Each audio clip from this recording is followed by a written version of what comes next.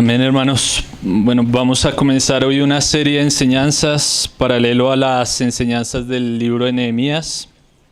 Algo que estábamos orando y hablando con los hermanos de qué podríamos enseñar los domingos, bueno, de forma paralela con lo que venimos viendo, hermanos. Vemos que el libro de Nehemías nos habla bastante de la edificación de la ciudad de Dios, de los muros, de la Jerusalén del Señor, pero que nos muestra también un sentido más amplio en cuanto a relación con la iglesia, hermanos. Y es eso precisamente lo que queremos tratar o comenzar a tratar los domingos que, bueno, el Señor me permita estar aquí o le permita estar a otro hermano acá para compartir acerca de este asunto, hermanos. Entonces vamos a tomar un pasaje que está en la primera carta del apóstol Pablo a Timoteo, en el capítulo 3, en el versículo 14, bueno, voy a tratar únicamente una parte del versículo 15, pero vamos a leer desde el 14 hasta el versículo 16, de primera de Timoteo 3. Vamos a leer el pasaje, vamos a hablar acerca de la iglesia, una serie acerca de la iglesia, y es importante, hermanos. Vamos a leer el pasaje y vamos a comenzar a hablar acerca de estos asuntos, hermanos. Primera Timoteo 3, desde el versículo 14. Esto te escribo, aunque espero ir en breve, pero si me retraso, para que sepas cómo hay que comportarse en la casa de Dios, que es la iglesia del Dios vivo, columna y baluarte de la verdad. Indiscutiblemente grande es el misterio de la piedad. Él fue manifestado en carne, justificado en el Espíritu, visto por los ángeles, proclamado entre los gentiles, creído en el mundo y recibido arriba en gloria. Amén, hermanos. Entonces vamos a tomar este pasaje como pasaje base para nuestra serie de enseñanzas acerca de la iglesia, hermanos. ¿Y por qué nosotros vamos a compartir acerca de estos asuntos? Sé que son asuntos que varios hermanos tienen claros, por años hemos escuchado acerca de la iglesia, bueno, tenemos la literatura de nuestro hermano Gino, acerca de la normalidad de la iglesia, las conductas de la iglesia, todos estos aspectos que son importantes, hermanos. Pero como vemos, también el Señor nuevamente está agregando cada vez más personas a la comunión.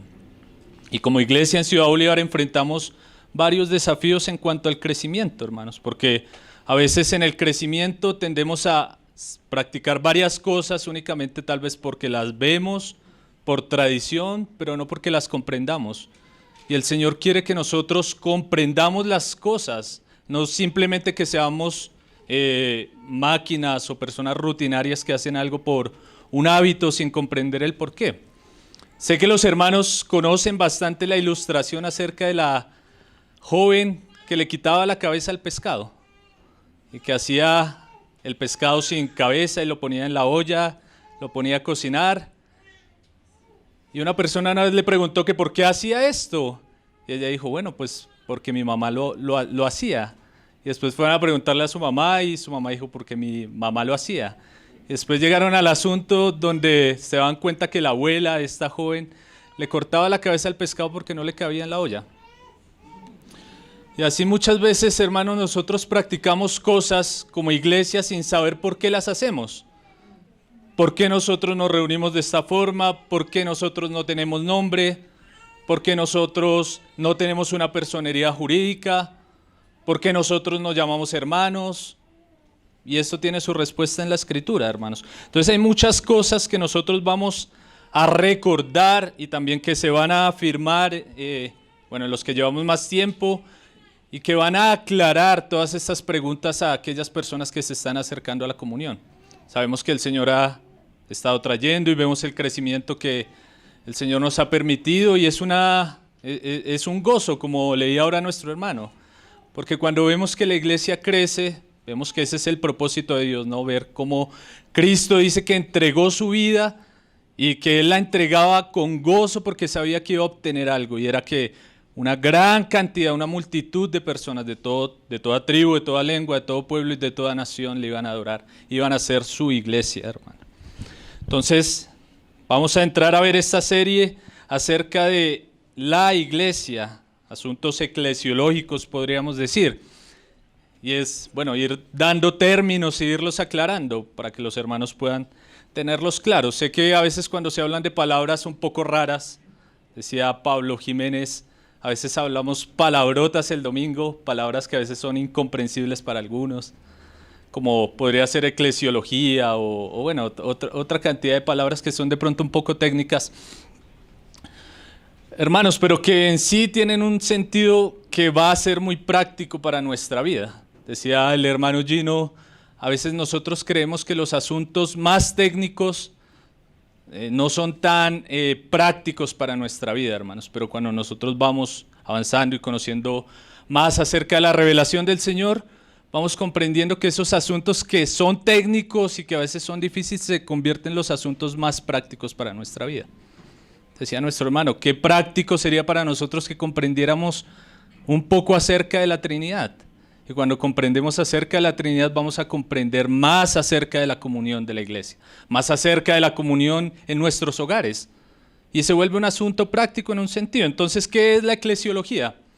Para que aquellas personas que tal vez nos visitan o los que llevan poco tiempo, la eclesiología es el estudio o sistemático, sintetizado, acerca de lo que la Biblia nos habla de la iglesia, del pueblo de Dios, de la casa de Dios, del cuerpo de Cristo, y las diferentes símiles o las diferentes ilustraciones que Dios nos da acerca de la iglesia, hermanos. Entonces la eclesiología habla de todo esto, acerca de lo que la Escritura o lo que Dios nos dice acerca de su iglesia. Y aquí es necesario recordar algo brevemente.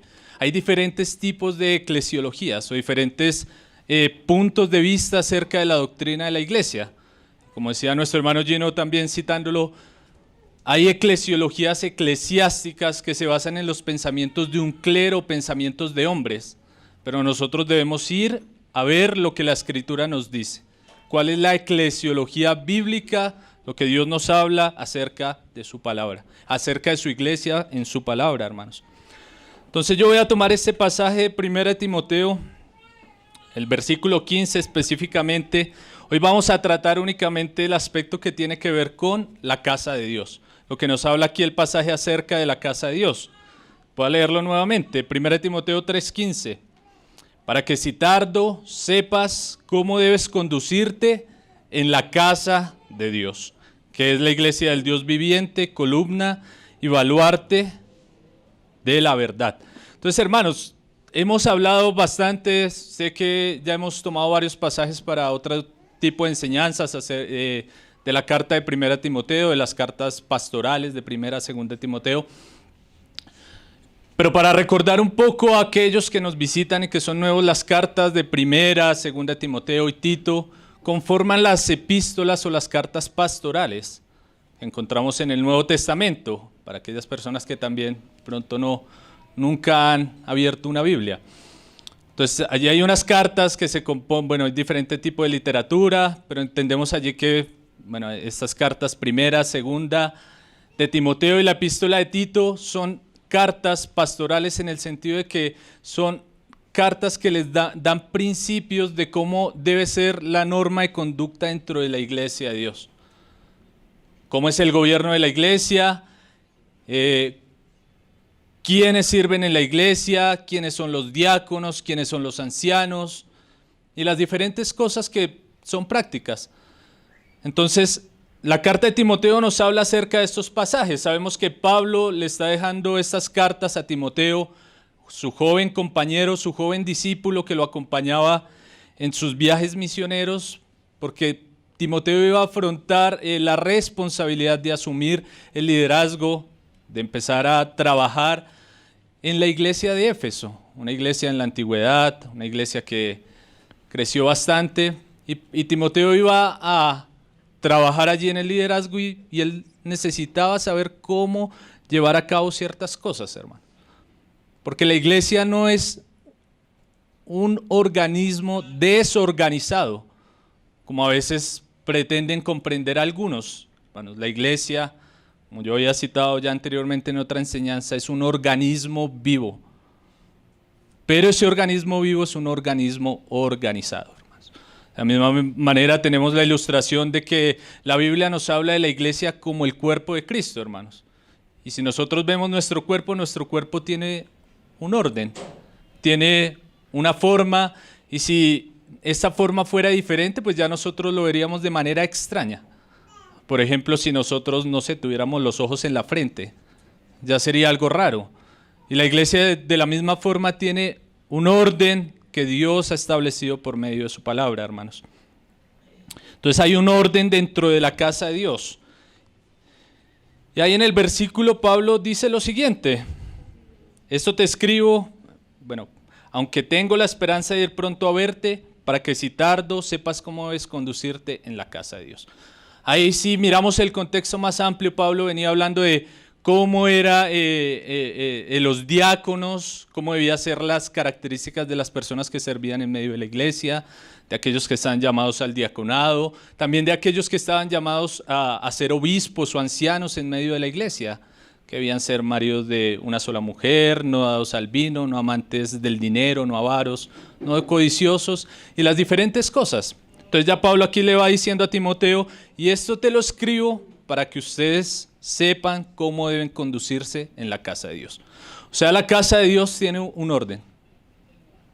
No es que hacemos las cosas como a nosotros se nos da la gana, sino que debemos hacerlas como Dios nos las ha dejado escritas, como Dios nos ha dejado dicho en su palabra. Entonces la iglesia tiene un orden. Y este pasaje que tomamos nos muestra este primer aspecto inicial, hermanos, el orden dentro de la casa de Dios. Vamos a entrar a ver la segunda parte, que sería la iglesia como el baluarte de la verdad. Vamos a ver también otro tipo de enseñanzas, quiénes forman parte de la iglesia, por qué nosotros no tenemos personería jurídica y las diferentes otras cosas, hermanos. Pero lo primero que quiero que empecemos nosotros a ver es qué es la iglesia, hermanos, porque es algo que nosotros debemos comprender de forma clara. Como les decía, hay diferentes ilustraciones que la Escritura nos habla acerca del cuerpo de Cristo, acerca de la reunión de los santos redimidos por Cristo, hermanos. Y aquí Pablo le dice a Timoteo que él debe saber conducirse de una forma correcta en la casa de Dios. Aquí la palabra que se usa para casa o para casa de Dios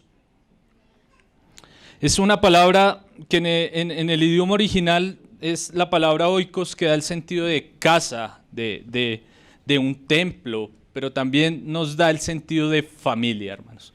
Porque es que a veces nosotros cuando hablamos de iglesia, pues siempre a veces muchas personas tienen el concepto, la noción de las cuatro paredes o el lugar de reunión. Pero eso es algo que la Escritura nos muestra que no es correcto. Pablo acá le dice a Timoteo que él debe saber conducirse en la casa de Dios. La palabra ahí, casa de Dios, es oikos, hermanos. Me parecía interesante que la Biblia, lenguaje sencillo, traduce esta palabra como para que sepas cómo debes conducirte en la familia de Dios. Hay otros pasajes que nos hablan de la iglesia como la familia de Dios. Por ejemplo, Efesios 2:19. Ahí nos habla que Dios nos hizo miembros conciudadanos de los cielos, pero también miembros de la familia de Dios. Hermanos, y yo miraba esta palabra en ese sentido de casa de Dios y mirando de pronto un poco más en las diferentes concordancias, en los diferentes diccionarios y las diferentes herramientas que están a disposición nuestra para comprender más acerca de la palabra del Señor, veía que esta palabra que se usa aquí como oikos, también Pablo, en Efesios 2:19, cuando nos habla de la familia de Dios, son unas palabras muy parecidas, no son la misma exactamente, pero son muy parecidas, dándonos a entender de que aquí, cuando se refiere a casa, se está refiriendo no a un lugar físico, sino al hogar de Dios. Eso es lo que Pablo le está diciendo a Timoteo, para que sepas cómo es conducirte en el hogar de Dios. Nosotros comprendemos también por casa a veces simplemente las cuatro paredes, pero algunas personas que hablaban acerca de esos asuntos hacían una pregunta: ¿cuándo una casa se convierte en un hogar? Entonces nosotros podemos tener un inmueble con cuatro paredes en cierto lugar, y y tenemos una propiedad, tenemos una casa. Pero si está vacía es simplemente eso, una propiedad y nada más.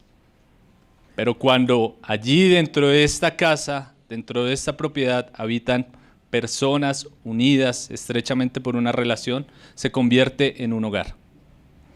Y es eso lo que el Señor siempre ha tenido en mente para su iglesia. Nosotros seríamos el hogar de Dios.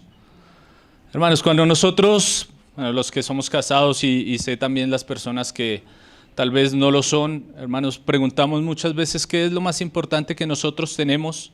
Podríamos decir, bueno, primero los que conocemos al Señor, bueno, mi relación con el Señor, pero otros podrían decir mi familia. Mi familia pasa a ser lo más importante para mí, es lo que yo debo cuidar. Hermanos, de la misma forma para Dios. Para Dios, el aspecto o la cosa más importante que Él tiene después de su relación íntima con el Hijo por medio del Espíritu Santo en el seno trinitario es su iglesia. Su creación. Bueno, su creación, y de esa creación Él iba a conformar un pueblo que iba a ser su iglesia. El hogar de Dios. Y eso es algo que es bien precioso para empezar a comprender un poco acerca de qué es la iglesia, hermanos. Porque nosotros decimos, sí, es que vamos a la reunión y vamos a la iglesia, hermanos. Pero en todo ese sentido de ir ciertamente de forma rutinaria a un lugar, nos olvidamos quién es el amo, el Señor y quien mora en medio de nosotros, que es Dios mismo. Y se vuelve algo precioso para nosotros poder comprender que somos el hogar de Dios. Hermanos, imagínese usted cuando usted tal vez está agobiado, abrumado en su trabajo, tiene dificultades. Hermanos, ¿cuál es el lugar de refugio, el lugar al cual usted espera llegar? ¿No es su hogar?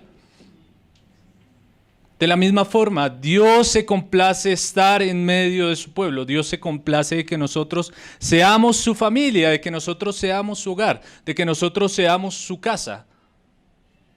Y eso es algo que ya es muy revelador para nosotros, hermanos.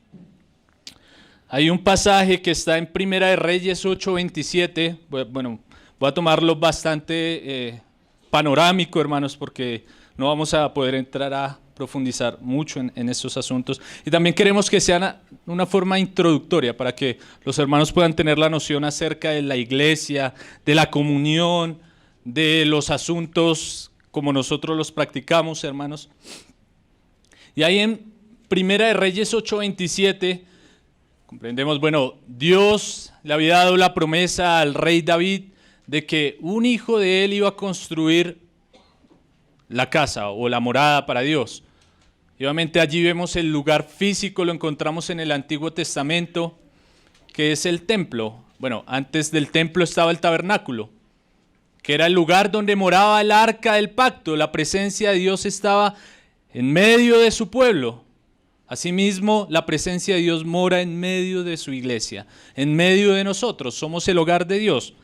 Y eso es algo maravilloso porque mire cómo Salomón, después de haber construido el templo, después de haber construido la casa de Dios, que fue una obra gloriosa. Si nosotros leemos el pasaje completo, Primera de Reyes, vemos cómo esto fue una obra maravillosa, las puertas, los muros, las columnas de oro, o sea, un lugar precioso, un lugar glorioso. Y Salomón termina la edificación y mire lo que él dice cuando está orando y diciéndole al Señor, dedicando el templo a Él. Pero es verdad, pregunta, ¿que Dios morará sobre la tierra? He aquí que los cielos de los cielos no te pueden contener, cuanto menos esta casa que yo te he edificado. Hermanos, nosotros pensamos en la grandeza de Dios. La inmensidad de Dios. Dios es omnipotente, Dios es omnipresente, Dios es infinito, Dios está en todo lugar. Hermanos, ¿cómo Salomón comprendía eso y él iba a decir, bueno, este Dios tan grande, ¿cómo va a morar en este lugar que es finito, aunque es muy glorioso, es un lugar finito? Pero Dios le plació morar allí por medio del arca del pacto. Y Salomón decía aquí que los cielos de los cielos no te pueden contener, cuanto menos esta casa que yo he edificado. Ahora, hermanos, Dios mora en medio de su iglesia. Y ese es el asunto que a nosotros nos debería estremecer. Porque como decía el hermano al principio leyendo el Salmo, hermanos, nosotros cuando nos reunimos como iglesia tenemos en poco, a veces las reuniones, tenemos en poco la comunión, pero no sabemos, no somos conscientes de la realidad de que Dios mora en medio de su pueblo, de que Dios mora en medio de su iglesia, de que el Dios de los cielos, que los cielos de los cielos no pueden contener, está aquí hoy en medio de nosotros. Está con nosotros. La casa de Dios o familia de Dios, como lo decía aquí Pablo a Timoteo, para que sepas cómo es conducirte en la casa de Dios. Nosotros, buscando una definición acerca de familia, hermanos, decía una persona, la familia ha sido considerada siempre como una de las instituciones más importantes en la historia de la humanidad, y es tal vez el grupo social más antiguo. Ese sentido es muy interesante, hermanos, porque la familia es un lugar donde se disfruta de la comunión. Obviamente sabemos que hay defectos o situaciones difíciles por causa del pecado, por causa de nuestra naturaleza, donde nosotros a veces vemos la familia como un estorbo, pero que no debe ser así, hermanos, porque Cristo nos ha redimido y nos ha permitido para que nosotros participemos de una comunión preciosa, de una comunión en la cual podemos tener gozo mutuamente. Entonces vemos que esta definición nos dice que la familia es la sociedad más antigua de la historia. ¿Y ustedes recuerdan cuál fue la primera familia? Los que han leído la Escritura. En el principio creó Dios los cielos y la tierra, creó todas las cosas, puso al hombre en el huerto del Edén y después Dios dijo, no es bueno que el hombre esté solo. Le haré una ayudadora idónea. Dios estaba pensando en la comunión del hombre. ¿Y esto por qué, hermanos? Porque Dios eternamente ha estado en comunión. En el seno trinitario, que a veces es un misterio asombroso para nosotros, comprender de que Dios, el Dios eterno, subsiste en tres personas eternamente, el Padre, el Hijo y el Espíritu Santo. Dios eternamente ha estado en comunión.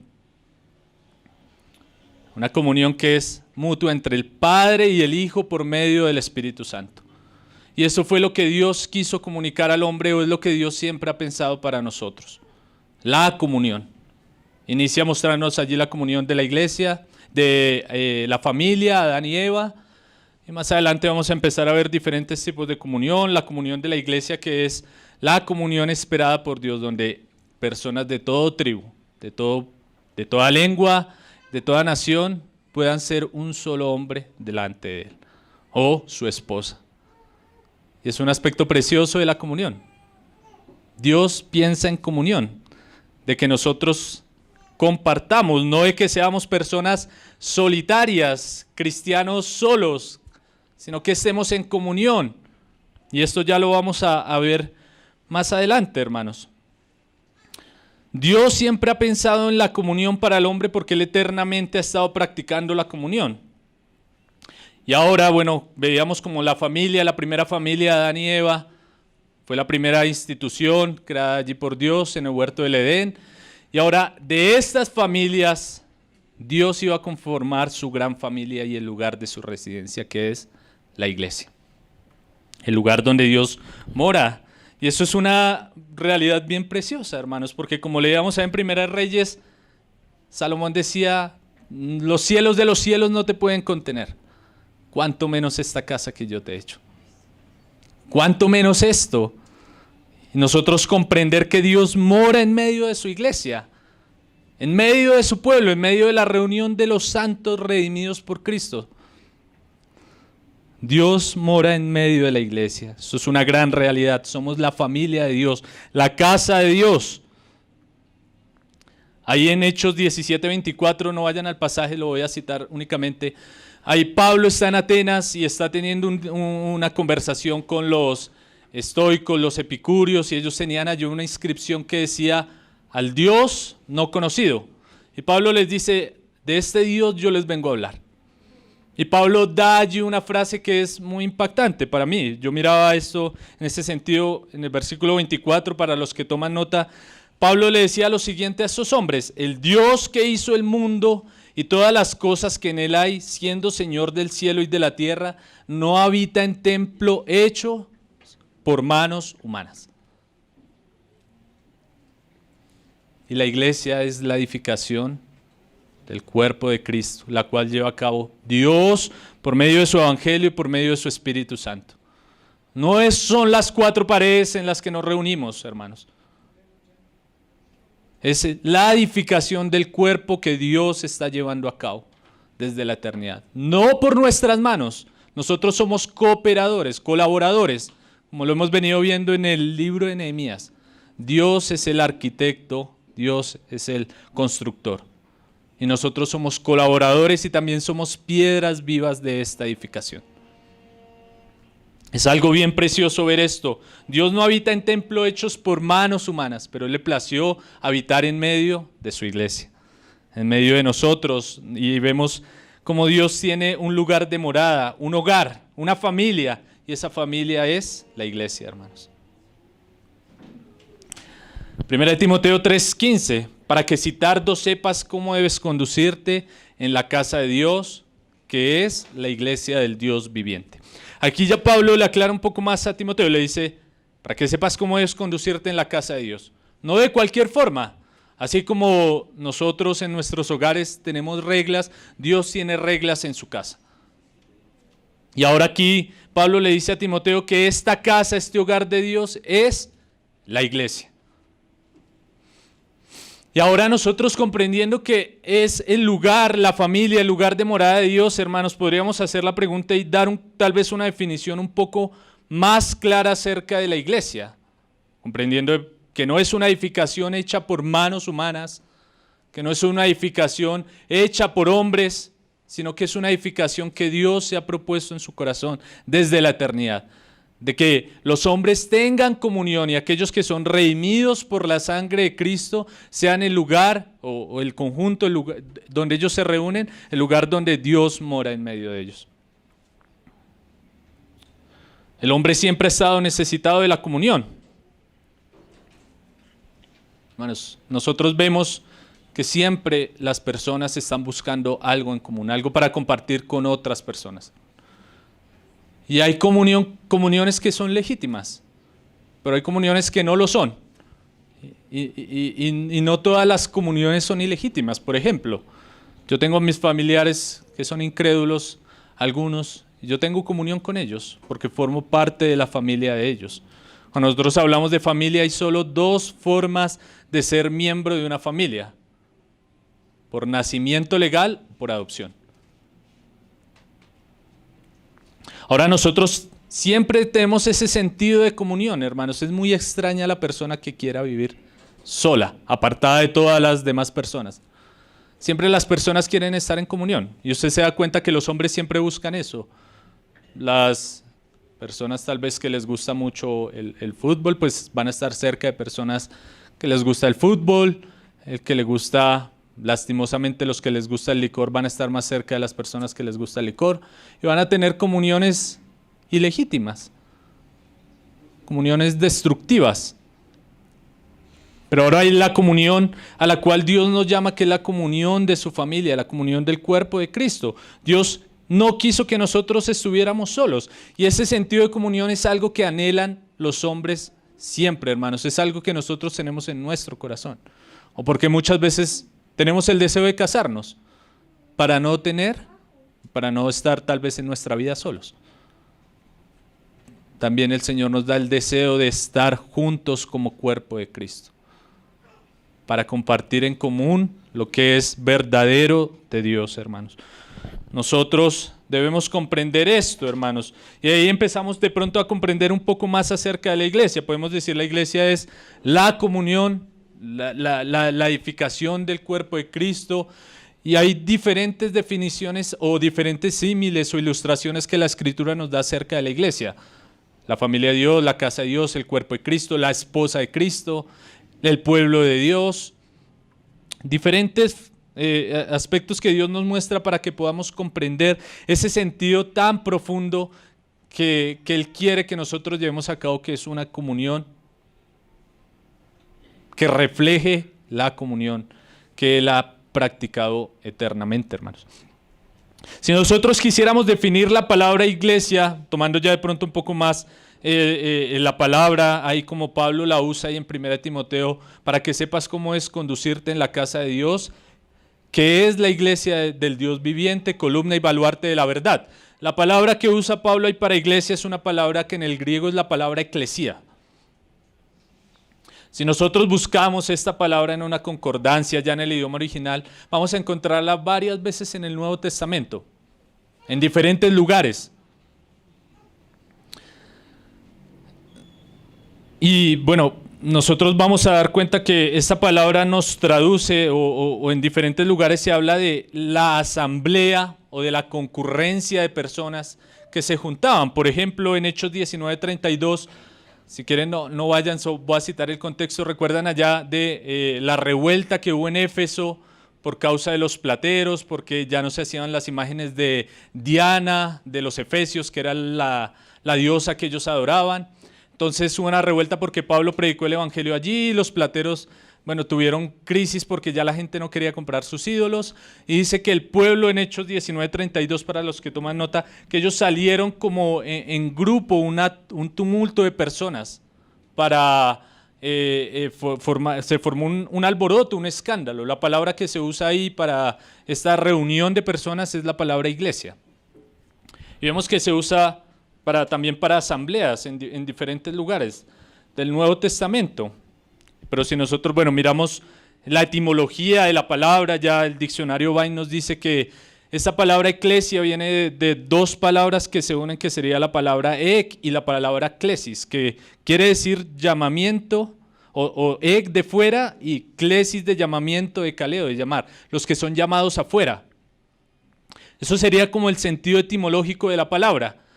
Hermanos, pero cuando nosotros miramos más detenidamente esta palabra iglesia, en lo que Dios quiere mostrarnos acerca de su pueblo, acerca de su familia, hermanos, vamos a encontrar tres usos en el Nuevo Testamento. Bueno, tenemos el uso genérico, que sería la palabra para hablar acerca de la asamblea, como lo cita ahí en Hechos 19:32, pero también para hablarnos de la iglesia en dos sentidos muy importantes, que nosotros sé que varios hermanos lo han escuchado, otros tal vez para que lo puedan comprender, y es acerca de la iglesia universal y la iglesia local. Pablo, en diferentes partes, en Mateo también se usa esta palabra eclesia, el Señor Jesús la utilizó 2 veces. Mateo 16, allá cuando Pedro hace la confesión o la declaración acerca del Cristo, del Dios viviente, Jesús le dice que sobre esa roca, sobre la declaración que él acababa de hacer, él iba a edificar su iglesia. ¿Y qué iglesia se refería aquí? A su iglesia universal, porque ese es el fundamento que tiene toda la iglesia de Cristo por todos los tiempos, por todas las edades y por todos los lugares donde existe. El sentido universal de la palabra iglesia, pero también lo hace para designar comunidades o la comunidad local o congregación de los santos en cierto lugar específico, hermanos. Y aquí quiero hacer 2 anotaciones, una anotación bien corta. La iglesia universal se comprende de todos los creyentes, los que han sido redimidos.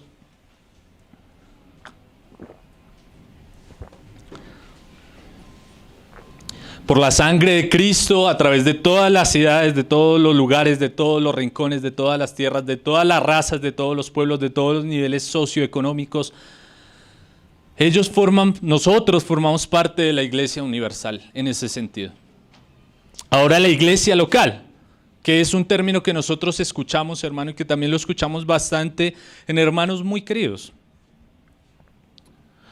Hermanos, pero a veces cuando nosotros comprendemos el término como iglesia local en el sentido en que lo hablan hermanos de otros lugares que son preciosos, que el Señor ha usado, ellos hablan en el sentido de iglesia local los que se reúnen en cierto lugar que piensan de la forma en la que yo pienso. Y ya ahí empieza a haber un problema. ¿Cuál sería ese problema? Que si nosotros miramos la palabra eclesia o la palabra iglesia en el sentido local, como Dios lo hablaba, que lo podemos ver en la carta de Apocalipsis cuando Dios dice que el ángel, la carta que el Señor envió a las 7 iglesias, hablaba de iglesias por localidad, iglesias específicas, una iglesia por polis o por ciudad, una iglesia por un lugar específico, una ciudad, que tiene una jurisdicción. Específicamente, obviamente nosotros estamos aquí en Ciudad Bolívar y formamos parte de la iglesia en Ciudad Bolívar. Nosotros y todos los que crean en Cristo que viven en Ciudad Bolívar. Lastimosamente hay divisiones. ¿Por qué? Por causa del corazón del hombre. Entonces está la iglesia, no sé, presbiteriana, la iglesia bautista, la iglesia pentecostal, la iglesia carismática, todo eso. Que no es el deseo de Dios, no es lo que Dios ha tenido en su corazón desde el principio. Entonces nosotros debemos comprender esto.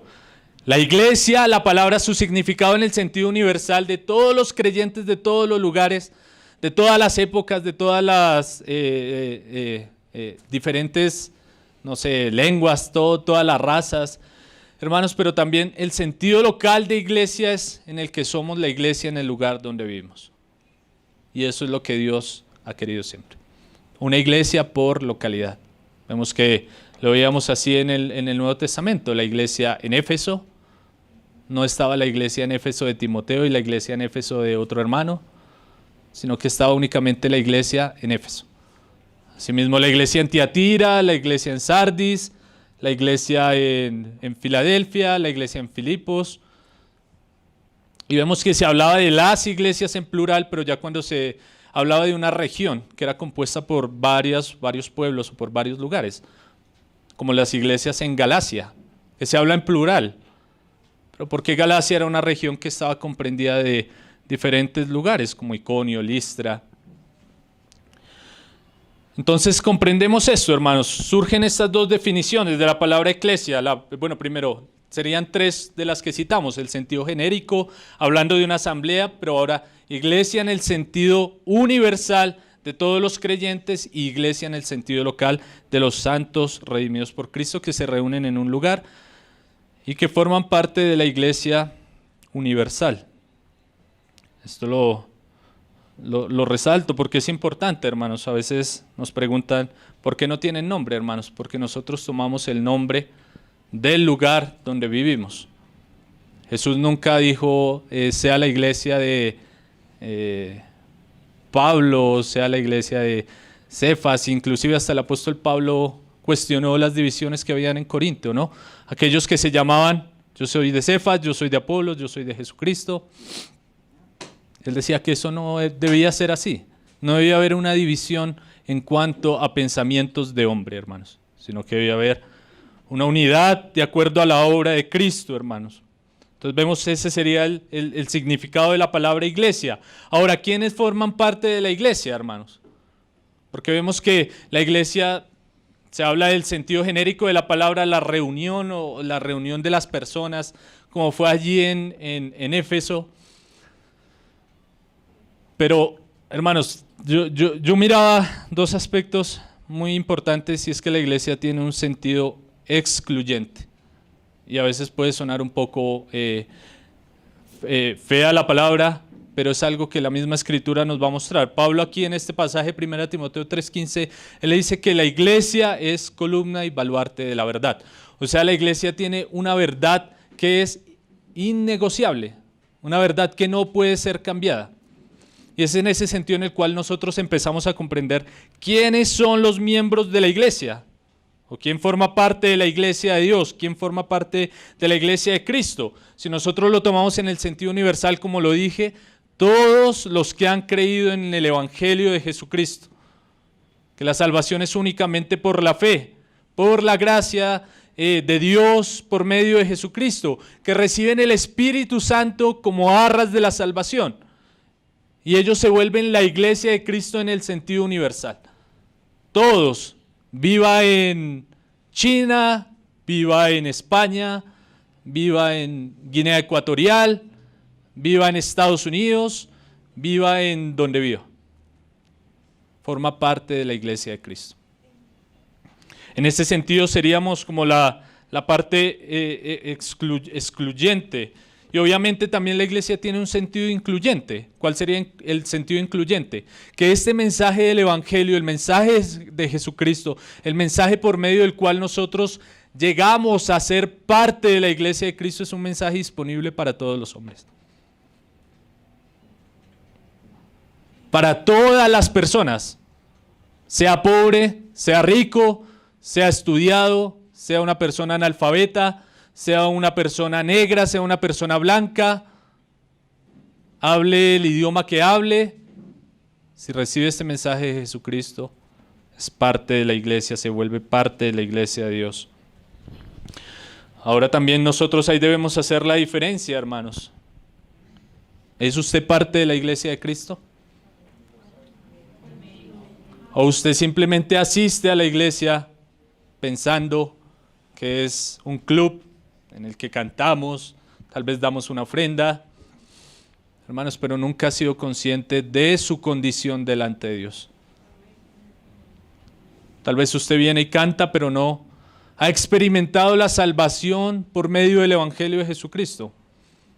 Tal vez puede llevar años en medio nuestro, cantando, ofrendando, diciendo diferentes cosas, haciendo tal vez algo de forma religiosa, porque el hombre también pide, a veces busca que adorar, pero usted no ha creído en Jesucristo de forma verdadera, usted no se ha arrepentido de sus pecados. Entonces, si usted no ha hecho eso, usted no es parte de la iglesia, porque la iglesia no son estas cuatro paredes, hermano. La iglesia es la comunión del cuerpo de Cristo, de los redimidos por Cristo, de aquellos que han sido regenerados por el Espíritu Santo, de aquellos que han sido lavados por la sangre de Cristo, de aquellos que están inscritos en el libro de la vida. Si usted no ha experimentado la salvación personalmente, usted no es parte de la iglesia. Y bueno, como siempre lo hacemos, y como lo acabé de decir, la iglesia es incluyente en el sentido de que si usted acepta ese mensaje de Jesucristo, si usted acepta el mensaje del Evangelio, si usted se arrepiente de sus pecados, usted forma parte del cuerpo de Cristo, forma parte de la familia de Dios, de una comunión legítima, una comunión en el Espíritu que ha sido dado a aquellos que han creído en Jesucristo, de aquellos que hemos experimentado la paz con Dios por medio del Evangelio de Jesucristo. Ahora, ya comprendiendo más lo que es la iglesia, hermanos, voy a recordar brevemente lo que no es la iglesia. Ya sé que muchos saben que no es las cuatro paredes, que no es una reunión de personas simples únicamente. Y lo voy a recordar brevemente. La iglesia no es un templo, hermanos. A veces algunos hermanos dicen, bueno, es que podemos usar un sentido idiomático en el cual a veces nosotros podemos referirnos a la iglesia como el lugar de reunión, en el sentido de que los que están allí son parte de la iglesia. Que bueno, en castellano esto se conoce como metonimia, que es un juego idiomático, un cambio semántico, en el cual se toma lo que está dentro del contenido por el continente, podríamos decirlo. Entonces, por ejemplo, yo no me tomo un vaso, yo me tomo un vaso de agua. O sea, no me tomo el vaso, sino me tomo el agua que está dentro del vaso. Y en ese sentido, algunos pueden no hacerlo, referirse a la iglesia como el templo en una forma que de pronto no está con una mala intención. Hermanos, pero nosotros debemos ser cuidadosos en nuestras definiciones y en nuestra forma de pensar acerca de la iglesia, hermanos. La iglesia no es un templo. La iglesia no es una casa, tampoco en el sentido de que a veces algunos piensan que únicamente la iglesia debe reunirse en una casa, hermanos. Vemos que la iglesia empezó a reunirse por las casas, que la Biblia nos habla de la iglesia en las casas. Pero ¿qué ocurre cuando habían gran cantidad de creyentes que se convertían al Evangelio, hermanos, y ya no cabían en una casa? Debía buscarse un lugar donde reunirse. Y es en ese sentido en el cual nosotros debemos comprender que lo que nos ha ocurrido como iglesia, hermanos, como con la experiencia que tenemos aquí en Ciudad Bolívar. Nos reuníamos en casa del hermano Héctor, luego nos reunimos en casa del hermano Cristian, de Pablo David, en mi casa, hermanos, pero llegó el punto en el que no cabíamos. Bueno, tocó tomar un lugar, pero este lugar no es la iglesia, hermanos. La iglesia somos los que estamos aquí. No éramos la iglesia los que nos reuníamos allá en la casa, sino las personas que estábamos ahí. Obviamente también allá en Romanos nos habla de la iglesia que se reunía en la casa de tal. O sea, hablándonos de las personas que estaban allí en aquel lugar reuniéndose. Hermanos, nosotros debemos comprender eso. La iglesia no es un templo, tampoco es una casa. Bueno, obviamente que sí, el lugar de reunión pues es una casa porque a veces somos pocos, o el lugar de reunión a veces va a ser un lugar más grande, y como estamos viendo, ya estamos un poco estrechos en este lugar. El Señor de pronto nos abra la puerta en otro lugar, pero siempre nosotros debemos tener conciencia de que no es el lugar, sino que somos los que llenamos este lugar. La iglesia no es un templo, la iglesia tampoco es una denominación. Francisco La Cueva decía lo siguiente: la división de los cristianos en confesiones o denominaciones es uno de los mayores obstáculos para nuestro testimonio y para la difusión del mensaje del Evangelio. El mundo no ve la unidad del espíritu existente en miembros de diversas confesiones, especialmente cuando el espíritu de capillita prevalece sobre la comunión de todos los verdaderos creyentes y solo se fija en las distintas etiquetas. ¿Qué es esto, hermanos? Mi denominación es la mejor. Es que usted no ha ido a mi iglesia. Y se empiezan a formar capillitas que dividen el cuerpo de Cristo. Y la iglesia no es una denominación, no es una división por lo que piensan ciertas personas, y tristemente así ha ocurrido a lo largo de la historia, y es el mayor obstáculo para que muchas personas se acerquen a Cristo, y tal vez es el mayor argumento que usa la iglesia tradicional romana para atacar la iglesia cristiana. Es que ustedes están divididos en no sé cuántos miles de denominaciones, tristemente. Y eso no es lo que Dios quiere. La iglesia no es una denominación, tampoco la iglesia es una confesión de fe. ¿Y en qué sentido? La iglesia no es una confesión de fe. Bueno, sabemos que hay cosas que son importantes para definir las verdades innegociables de nuestra fe, como lo vamos a ver posiblemente el próximo domingo que yo esté acá, de cuáles son las verdades o el baluarte, cómo nosotros sostenemos estas verdades importantes. Decía Francisco La Cueva también: nuestra unidad es en Cristo, y la comunión eclesial que esto comporta no queda agrietada con los distintos puntos de vista sobre detalles más o menos accesorios, porque es lo que ocurre con las confesiones de fe. Hay confesiones de fe que dicen cosas muy preciosas y muy buenas, hermanos, pero las confesiones de fe para muchos cristianos se vuelve el libro número 67 de su Biblia. Entonces yo tengo comunión únicamente con los que siguen la confesión de fe bautista de 1689. Yo tengo comunión únicamente con los que siguen la confesión de Heidelberg y todos estos grupos, bueno, neorreformados y todo lo que está hoy en auge. Hermanos, pero nosotros debemos comprender que esto no es la iglesia no es una confesión de fe, la iglesia es el cuerpo de Cristo, que obviamente sostiene unas verdades que son importantes, que la Escritura nos muestra, y que de una u otra forma estas confesiones las han querido sistematizar o poner de una forma más clara, pero que les han agregado algunos puntos de vista o algunos pensamientos eclesiásticos, podríamos decir, que se dividen en forma de partes. Decía al respecto el hermano Gino: la iglesia no es una personería jurídica, no es tampoco una empresa. La iglesia no es un estatuto, la iglesia no es un grupúsculo, que es un grupúsculo, un grupo de activistas minoritarios con sentimientos políticos o algo así. Eso no es la iglesia. La iglesia es el cuerpo de Cristo. Eso es la iglesia, hermanos.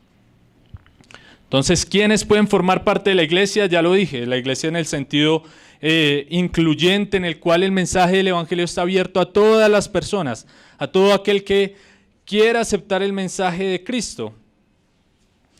Y ahora, como lo vamos a ver, voy a citar nomás ahí la parte de columna y baluarte de la verdad. Eso es en el sentido excluyente, como ya lo dije también anteriormente. Hermanos, y es ahí cuando la iglesia no debe aceptar unas cosas que la palabra nos muestra que son incorrectas y en las cuales no hay comunión. No hay comunión con aquellos que niegan a Cristo, que niegan la divinidad de Cristo. No hay comunión con aquellos que niegan al Espíritu Santo. No tenemos comunión con ellos. Ellos son una secta, son una herejía. Y a veces van a decir, bueno, es que a veces se ponen un poco fuertes, hermanos. El apóstol del amor, el apóstol Juan. En la primera carta de Juan, él decía, cualquiera que se extravíe, en la segunda carta de Juan, en el versículo 9, él decía, cualquiera que se extravía y no persevera en la doctrina de Cristo no tiene a Dios. El que persevera en la doctrina de Cristo, ese sí tiene al Padre y al Hijo. Si alguno viene a vosotros y no trae esa doctrina, no lo recibáis en la casa, ni le digáis bienvenidos. La iglesia es excluyente en ese sentido, que es lo que con la ayuda del Señor vamos a poder entrar a ver en 15 días, hermanos. Ya para ir finalizando, nos damos cuenta de la importancia de formar parte de la familia de Dios. Ser parte del hogar de Dios, del lugar donde Dios se complace de estar. Hermanos, y esto es algo bien precioso, hermanos. Hace poco he escuchado una canción que decía, de todo tribu, de toda lengua, de todo pueblo y de toda nación, tú has traído a ti, Señor, para adorarte, como está ya el pasaje en Apocalipsis, hermanos. La iglesia se vuelve un lugar, bueno, quiero usar la palabra diverso, bueno, quiero usarla en el sentido correcto, no en el sentido en el cual se nos hace creer hoy en día de diversidad de géneros y todas estas cosas que son pensamientos satánicos, sino en el sentido de que, hermanos, la iglesia es el lugar donde hay personas de diferente condición social. En medio de nosotros puede estar el esclavo, como también puede estar el amo, bueno, usando el idioma del Nuevo Testamento, porque sabemos que la esclavitud también es algo que Dios no permite o que Dios aborrece. Puede estar la persona con el PhD o la educación más superior, como puede estar el analfabeta. Puede estar la persona de color negro, como puede estar el blanco. Puede estar el hombre, puede estar la mujer, puede estar el bárbaro, el excita, puede estar cualquiera. ¿Y por qué? Porque está Dios morando en medio de su pueblo, por medio de un mensaje que Él ha querido dar a nosotros, que es el mensaje de Jesucristo. Hermanos, esto se vuelve algo precioso para nosotros comprender de que somos la familia de Dios y miembros los unos de los otros. Todos formamos parte del cuerpo de Cristo, independientemente de lo que nosotros tengamos, de lo que nosotros hagamos, de lo que nosotros seamos, hay algo en común en nosotros. Y delante de Dios todos somos iguales en su casa, en su iglesia. No hay alguien superior, no hay alguien mayor. Todos somos iguales delante de Dios en su casa. Eso es un sentido precioso, hermanos, saber que somos miembros de la familia de Dios. Hay personas que objetan en cuanto a la iglesia y dicen, yo creo en Cristo, pero a mi manera y no formo parte de ningún lugar. Hermanos, esta persona está equivocada.